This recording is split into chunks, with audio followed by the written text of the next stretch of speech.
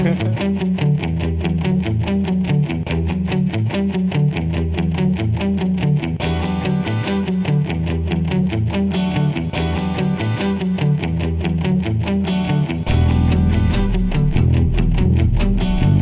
actually a real photo, and I took it when I was in South Africa, and I was on a kayaking tour around South Africa. You took that shot? Yeah, no, that's me.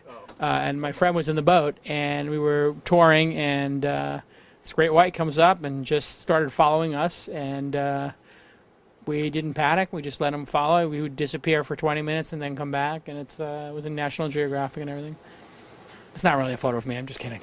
Basically, it's my way of, unsettling. Paddle fast or be eaten. Right? Well, it's the truth is, in our industry, right, speed is important, right? So the pace is important, and there's always somebody behind you, and the person behind you could be bigger than you and much more dangerous than you. Yeah. And so I guess the question is, like, is that Microsoft, Google, Yahoo, Mahalo? Who's who in these photos? First of all, who are you? Who are you? Right, the classic Robert Scoble question. My name is Jason Calacanis. I'm a blogger and a serial entrepreneur.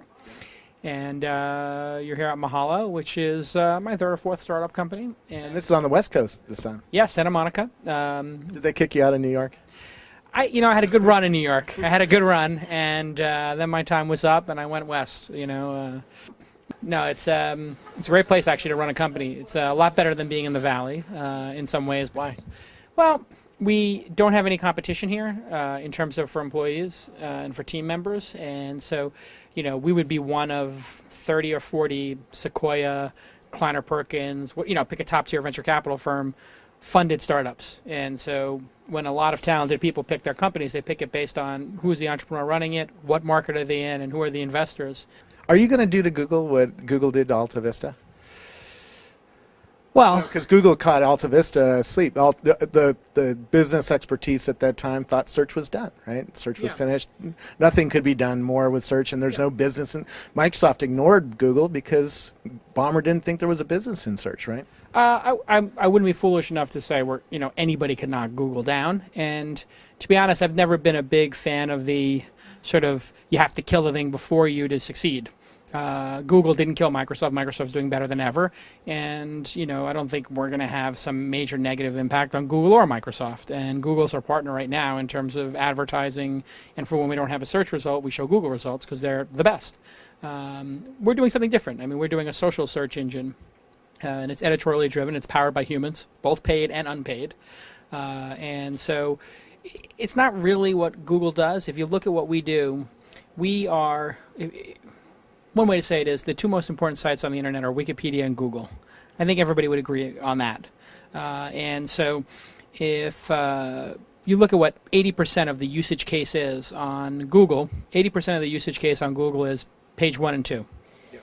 And probably page 1 according to... And so what we've built is, with our pages, is the 80% use case on the two most important sites on the internet. And so people have a really hard time understanding what we are. Yeah. I spend 50% of the time I go to meetings with partners, investors. They say, are you about.com or are you Google or Yahoo? Are you Wikipedia 2.1 or are you, Magellan and, or DMOZ? And the truth is our pages are 80% the use case for Wikipedia. Fast facts on the side, a quick guide note, just all the information you need really quick. 300 or 400 characters, sometimes 600 or 700, but no more than that. And so we're not trying to make the 16-page iPod page. And then here are 30, 40, 50 links organized really well with no spam in them and that are kept up to date. And so we're not going to be able to do that for every search. And so we're never going to... How many total searches are there? On trillions, right? Oh, yeah, of course. And there are some searches that are done once and never again. And there's a lot of mistakes, and there are a lot of people who are refining searches. I mean, one of the things that's happened over the years is the number of words used in a search have gone up, right? It started at 1 or 1.5, and now it's 2.5, 3, depending on who you listen to in terms of research. So why is that? And one of the reasons I think that is because when you type in a single word into a search engine, the less words you type in, the worse the results. So if you just type in HDTV or Paris hotels, it's really bad. And so there's a lot of intermediaries. You're looking for the actual hotel, and usually there's some guy trying to sell you the hotel. Absolutely. There's intermediaries, there's average sites, mediocre sites. I mean, one of the things that's different about when Google started, when Google indexed the world's information, there was a magnitude smaller number of pages for them to actually index. And the pages they did index were good, right? I mean, up until 2000, the cost of putting stuff on the web was expensive. And you needed to have technical ability, you needed to have a couple of $1,000 a month server. It wasn't free or cheap. I mean, there were GeoCities and little exceptions, but you couldn't mass produce on those platforms. Now, today, there are people who can mass produce on Squidoo, Hub Pages, their own web servers, Blogger, and they just produce spam sites, and they produce hundreds, thousands, tens of thousands, hundreds of thousands of pages in a couple of hours. And they'll scrape content from different places, and you know this because you do an ego search for Scoble on Technorati, or you do like a search for a sentence in the last blog post you did, and you find 80 people have copied your last blog post, and then mixed it up because they take the one word Jason out of it, and then they find every other mention of Jason, and they make a blended Jason site, and they make a blended Robert site, and you see all these kind of weird things. And so Google and Yahoo and all the machine search engines are under constant assault from spammers. And there was a study that came out from Google today that 1.3% of the searches that people do on there have malware on them. And so, if Google is this massive processing machine, and they do in fact want to index the world's information, they're going to suck up all the spam, all the garbage, all the dirt, disgusting stuff as well. And machines have a really hard time discerning what's good, great, and so if they're indexing the world's information, we're curating the world's best information. We don't want to have every link. When you type in Paris hotels, we have 50. You type in iPhone, we might have 60.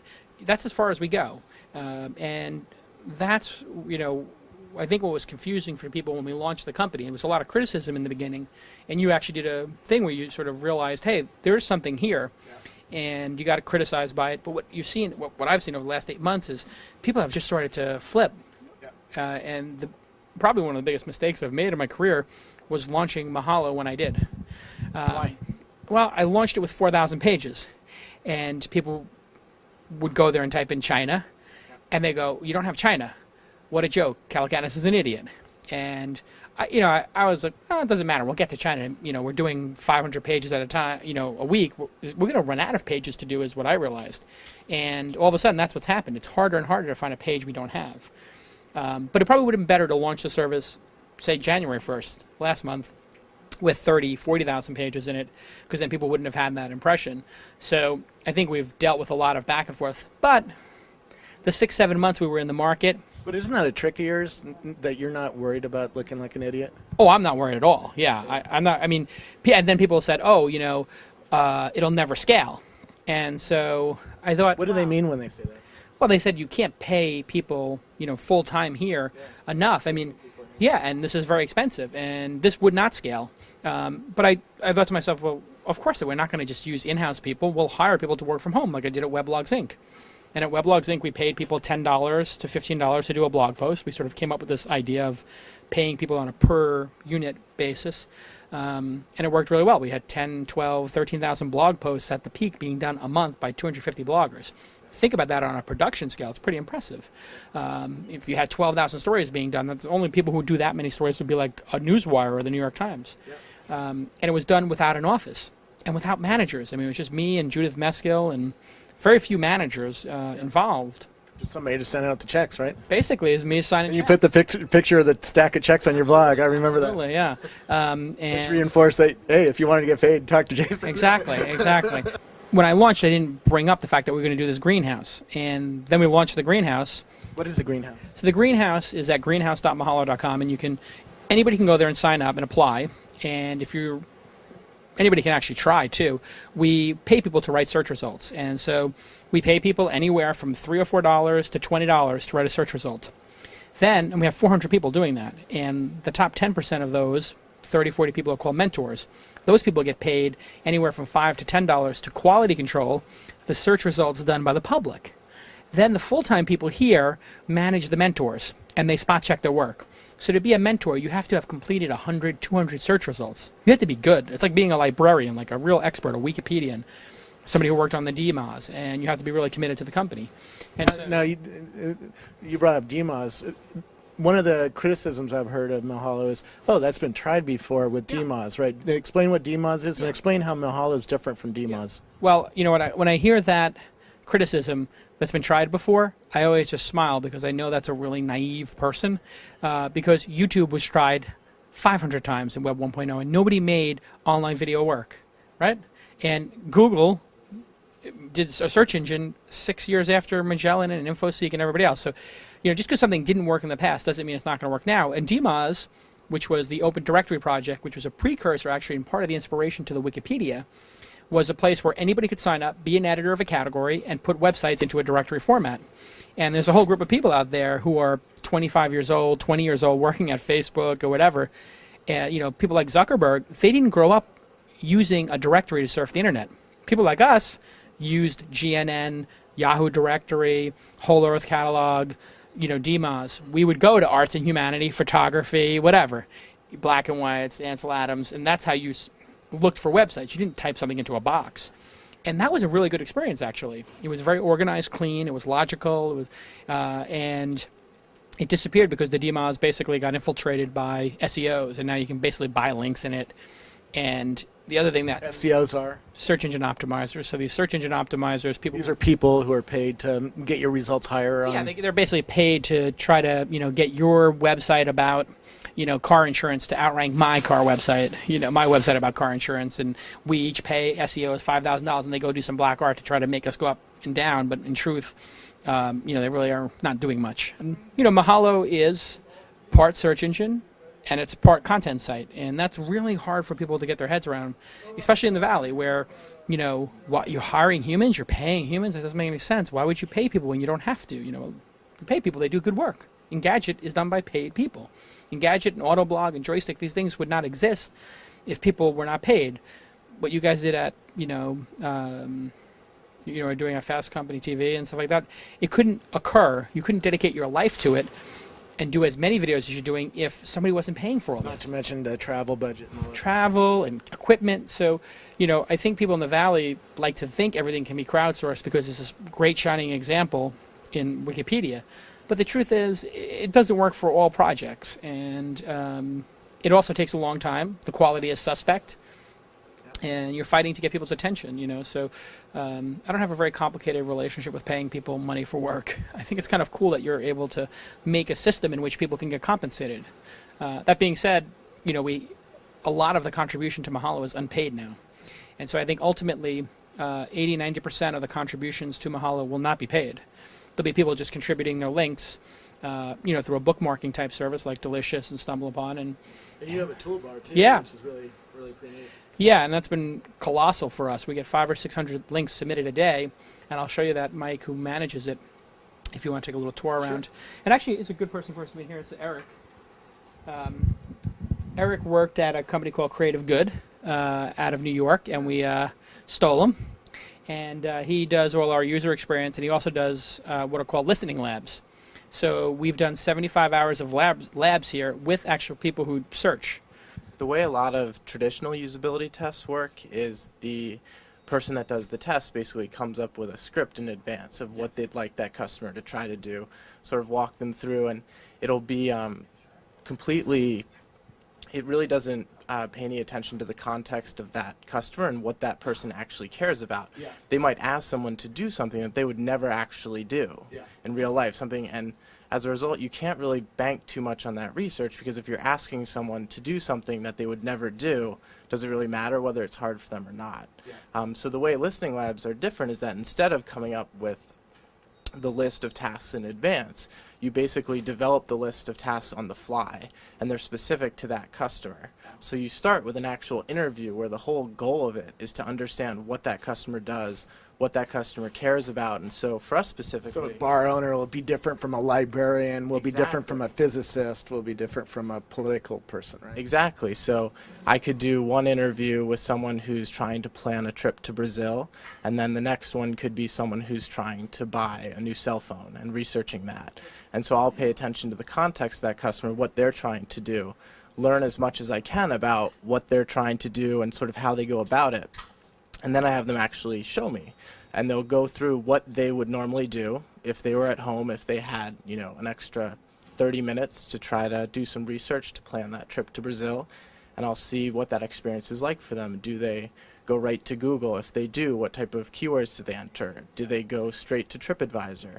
Do they, scan the Google results for certain trusted URLs, and just kind of learn what their current experience is like to see what type of problems they run into with their current research, techniques, what they currently do, and then I'll introduce them to Mahalo if they don't discover Mahalo by themselves, and sort of see how that experience compares, and see whether they understand how Mahalo works, see if they can quickly find what they're looking for or not, just kind of run through what that experience is like. We just set up an iMac computer, and we record basically their facial expressions through the iSight camera, and then we have some software that we use to capture what's going on the screen, and then we have an amazing video team that will then sync those up. So I'll basically pick highlights from the different videos, put them together, and we create basically a highlight reel to sort of communicate to the whole team some of the key learnings of the last round of labs. So this is what basically the finished product looks like when you combine those two feeds. So what's going on the screen and what their facial expressions are. And it can just be very powerful, because when you can see someone's face like that, you can really tell when they're confused, when they're excited about something. So we found this just to be a very powerful visual way to basically show these videos. Oh, that's really cool. Do you have people? Are you broadcasting that to the other employees as it's going on? Watch it at lunch. Watch it at lunch. Yeah, so we have. So I'll do a round of often 6 labs in a day, and then I'll sort of go through my notes, pick out some of the key points, and then work with the video team to put together a highlight reel that I'll then present at lunch, so we can debate and discuss sort of what we learned in the labs. And it's humbling. It's very humbling to watch these videos, or to even sit in on the labs. I've sat in on different labs we've done at cafes and whatnot, and when you see somebody on your site not understanding it, or not figuring out where certain things are, it's really humbling. But it's also just absolutely inspiring when you see somebody type in Paris hotels, or they're looking for an iPhone or something, or refrigerators, and they go, wow, this has everything I want. And before we launched the site, we were getting such amazing responses from people, and we put a logo on the site, and we took Mahalo's logo off, and we put Yahoo version 2, Google version 2, and we told people in the labs, this is the next version of Google or Yahoo, what do you think? And they were saying, oh my God, this is so much better than the last version of Yahoo. And we told them at the end it wasn't actually, Yahoo was a new company that was in stealth mode. But it was just really amazing to see that people could actually see that this is the evolution of search, having humans involved, etc. These labs, we were going to hire a company to do this, and then I just decided, we have to have Eric here every day doing this, and really have to understand the product on a much deeper level. So it actually changes how you run a startup when you have people looking at the product every day, as opposed to guessing and waiting for anecdotal feedback, like blogger feedback or whatever. Yeah. And that's why I don't listen to bloggers too much. And when the criticism came out in the beginning of the company, it didn't mean anything to us. We just smiled and laughed, like, we don't care what Alan from Center Network says. He's not our user.